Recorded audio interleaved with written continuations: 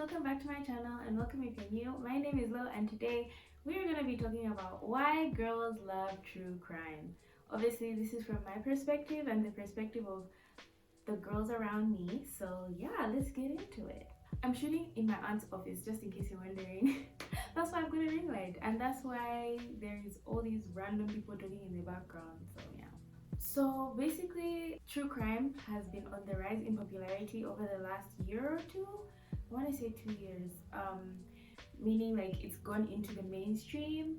First, it was just like, you know, that weird channel that you don't watch, but it's really, really good. And you know, podcasts like My Favorite Murder and YouTube channels like Bailey's, they have really just exposed all the women that have been secretly into true crime, but at the same time they have helped us find each other so we don't feel crazy. You know, true crime is one of those things where you just want to talk to someone about it, but you're scared to talk to someone about it because it could make you seem weird, because it's actually a lot of very uncomfortable topics.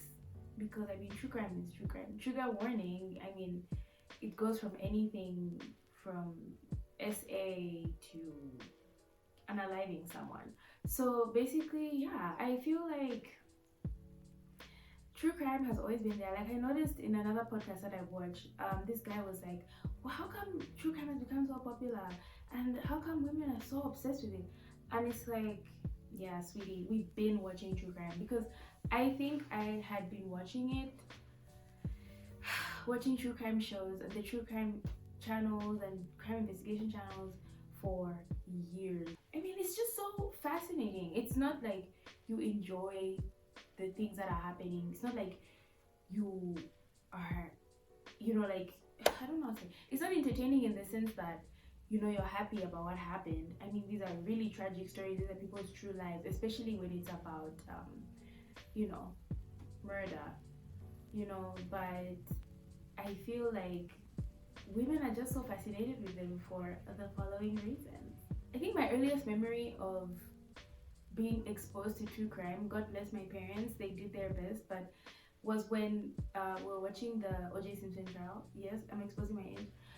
We're watching the O.J. Simpson trial, and it was just so.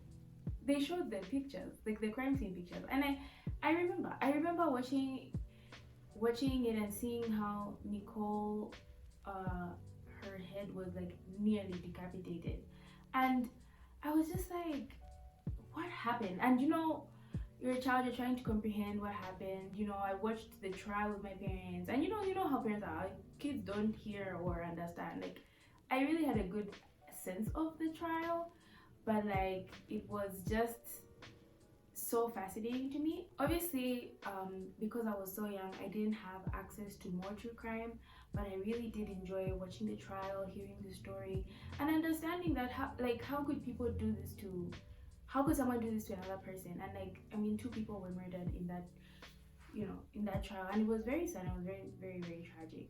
But I still remember as a kid, I was still really, really intrigued to see like, wow, the world is not really that safe of a place. And as I grew up, you know, life happens, we get more freedom, we're able to control what we watch. And in addition to that, I feel like, you know, stories in the news about people getting, you know, kidnapped, murdered, and raped, like it's just so prevalent. Like even if you're not looking for it, you still find it. Like it still finds you, the story still finds you, be it by someone you know or some, like a newspaper, news on the radio, it will always find you. So obviously I have anxiety and I just feel so much, I don't know if this will sound weird, I don't know if people can relate. I just feel so calm when I watch true crime. I don't really watch like the financial ones. Like I don't really care about, like, is it white collar crime or blue collar crime? White collar crime. I don't really care for those because it's kind of boring for me unless like someone did something super, super, super outrageous. But like the grimy crime, yeah, that's the one that I like, and I feel so relaxed, so soothed. I feel seen when I'm watching these things because everyone tells you, no, relax, never happen. You will think too much. You're always thinking of the worst case scenario. And then I'm watching these things with the worst case scenario that I ever imagined happening, and I'm just like, yeah, I told them. I told them that this would happen. And you just feel validated. I don't know if that's the word. So yeah, so true crime for me is in the same sense that horror movies calm me down, so does true crime, because I really, I don't know, it just gives me a sense of security. I don't know if that makes sense. I know it's supposed to make you more terrified, like, oh my god, you're just bombarding yourself with bad news and horrible things that happen to people, but like, it really just gives me a sense of security, knowing like, I feel like I'll be ready. For me, the story that kicked off my love of true crime after, the O.J. Simpson trial was, I think by pure chance, I was on, I don't know if it was Discovery Channel. There was this documentary, and it was called The Man Who Killed 100 Boys or something like that. And obviously, I was like, this is impossible. Like, how would someone be able to get away with doing something so demonic? You know what I mean? And I'm just gonna briefly talk about it. I don't have the facts. I'm just gonna tell you, like, no, whatever. But yeah, I'm gonna link the story down below.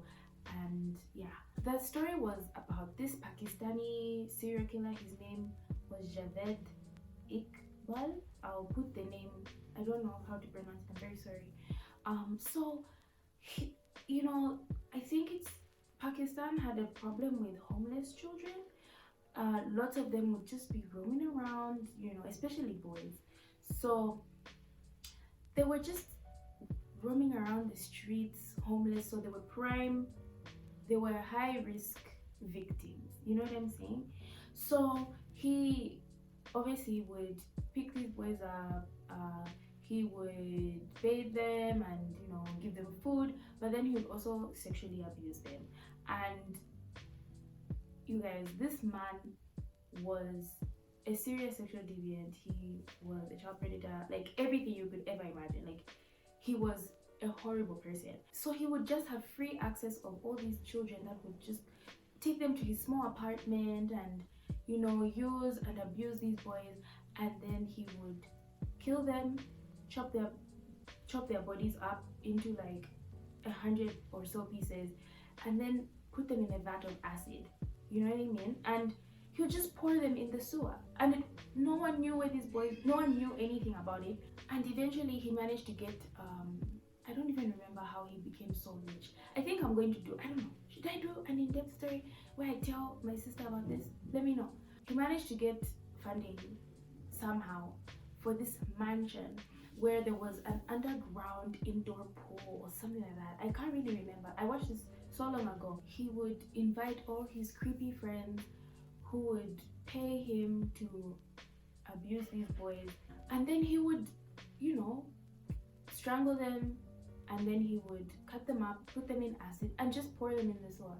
And this went on for a really long time, and he was not going to be caught if he didn't basically snitch on himself by writing to the police confessing his crimes. And can you imagine if he did not confess? He would have still kept on doing what he was doing. Eventually he was arrested and he was sentenced to death, the same way that he had murdered his victims. So basically they were going to strangle him to death, cut him up, put him in acid, but before they could carry out the sentence, he hung himself. So that story really just said, wow, I can't believe that someone could have gotten away with something so wicked for so long.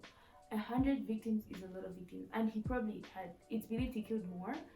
But like, yeah, I mean, who can keep track of 100 people? It's so sad that these poor kids were subjected to this, and it just really opened my mind to the world of true crime. You know what I'm saying? For me, that was the one that really just sent me spiraling into the crime investigation network. So yeah, I really love true crime. I'm very passionate about it. It's actually awoken my my need to be a humanitarian, a social justice warrior, if you will, for kids and women, because we are the main victims of most of these violent crimes. I'm just gonna give you a couple of my favorite sources of true crime on YouTube. and even just anyone else really. So like I mentioned before, I really like My Favorite Murder. It's a podcast with Karen and Georgia, and we are blessed with true crime stories from whenever in the timeline. They can be from the 1600s to yesterday. They give us the juice, and they do it in a funny way, because I mean death is really sad and all that, but they're still respectful to the victims, and I really appreciate that. And they really make sure that you know the victims' names. And then another one is Bailey. I mentioned her. She does her makeup while telling us true crime stories. Everyone knows Bailey. I've recently been introduced to Anna Solves. Like, if you are in a rush and you just want to get the gist of, you know, a true crime story, Anna Solves is really good because they're just like 9 to 10 minutes long, and you know, you can just put them on in the background. You don't even have to look at the screen. And then another one that I recently got into was Coffee House Crime. Yeah, he's really good. Like, he does in-depth deep dives into some of these stories that you think you know all the facts about, but you really don't. And I think it's very interesting, and I really enjoy his channel. And he's really new. I think he just started like 6 months ago. So yeah. So in a nutshell, I feel that most women love true crime because it just helps us feel validated when we are our paranoia, and the reason why we walk around with our keys in our fingers, with pepper spray. Like, it just helps us feel validated. Like, yeah, it's like, oh, but you're exposing yourself to sad things, but at the end of the day, it's real life, and these things happen, and we're all trying our hardest to not be the victim, even though sometimes it's really not in your control. The second reason is because it's, I mean, like I said, you don't gotta get ready if you stay ready. You know what I mean? And it's just fascinating. It's just really good to see the minds of criminals, because a lot of these criminals, like, you would not have even expected. You know, true crime shows taught me that a murderer is not going to be the scary figure in the night. There are these handsome, charming, beautiful people who look trustworthy, they're well spoken, very manipulative, and it's just so good to know that you shouldn't trust anybody, not even your family.